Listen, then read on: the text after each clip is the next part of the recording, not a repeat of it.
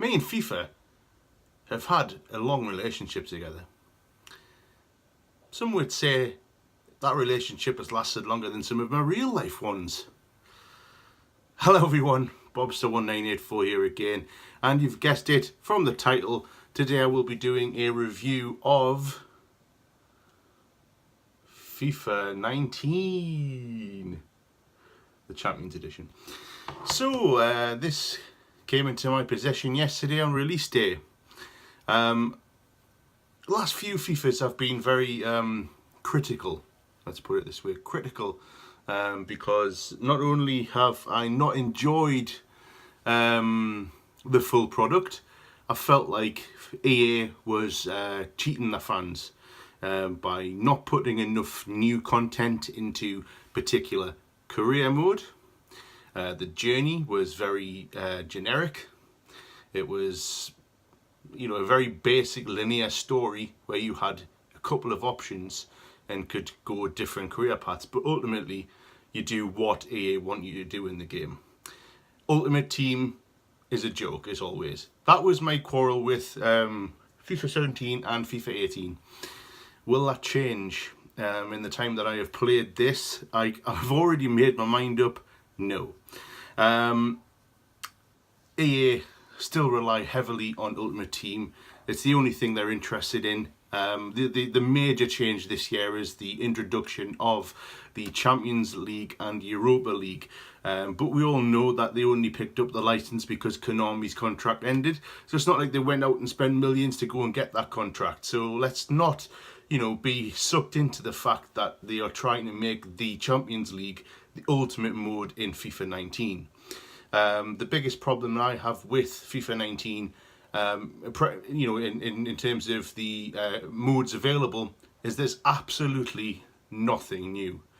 Apart from a few really silly add-ons to the kickoff, where you can do like no rules football and stuff like that, which I'm not arsed about.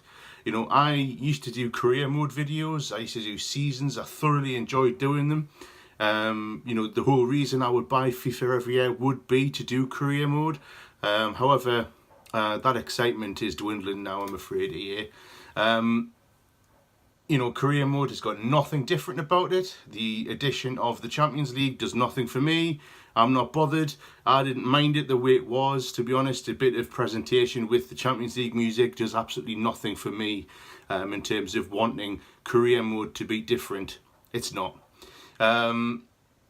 Ultimate Team obviously is where all of the money gets spent at EA for FIFA. And when you log into that, they've dressed it up a little bit, but ultimately it's exactly the same. You've got a few different little menus in terms of when you open a pack and things like that, but other than that, it's exactly the same as it was before for me. So what we'll do is we'll actually dive into the actual gameplay. Now this is where FIFA 19 has improved for me, and this is where it will get positive points. It does feel harder to play, which is good, because I do find with FIFA it's relatively easy. I'm not very good at FIFA, let's put it this way. I mean, if you watch my career mode videos from a few years ago, you will see I am not the greatest FIFA player. But you always know and work out and figure out a way to score against the computer. I have played quite a lot of this since I had it yesterday, but probably not enough to give an in-depth review, but I'm giving you my review now. And I do believe the gameplay has been improved for the better. The finishing has been ramped up. You actually have to put a bit of thought into it. You can't just use pacey players all over the pitch to get past your man. You have to use a bit of nous, a bit of brain, where you've got to find the space, get the ball into the areas and things like that. It's a much better fluid game to play. And I'm really enjoying it so far in terms of the gameplay. But what massively lets FIFA 19 down is the lack of features, the lack of new content, the lack of anything exciting. I believe career mode has went downhill since FIFA 11 and 12, when you used to be able to do silly things such as, youth staff and things like that, and it used to be a lot more enjoyable, but they have not added anything into career mode. The cutscenes are exactly the same as they were last year for the transfers. They're exactly the same, options for you to choose, and offer the players and stuff like that. It's exactly the same. Nothing has changed, and that's where it lets FIFA 19 down for me.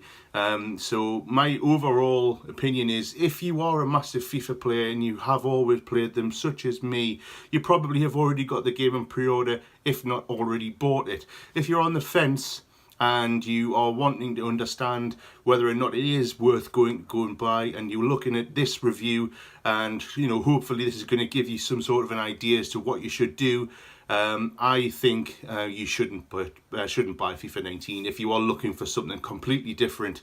If you're looking for FIFA 18 with new kits and stuff like that, then that's essentially what you're buying.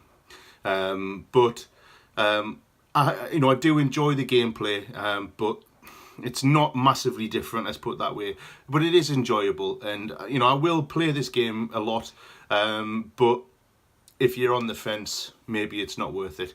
But that's my opinion. My name is Bobster1984. Thanks very much for watching. Please hit that subscribe button if you're new around here. If you are a returning subscriber, thanks very much for staying around. And as always, like I say, leave your comments down below, and I'll always appreciate any comment I do receive on my videos. Again, thanks for watching. I'll see you in the next video very soon.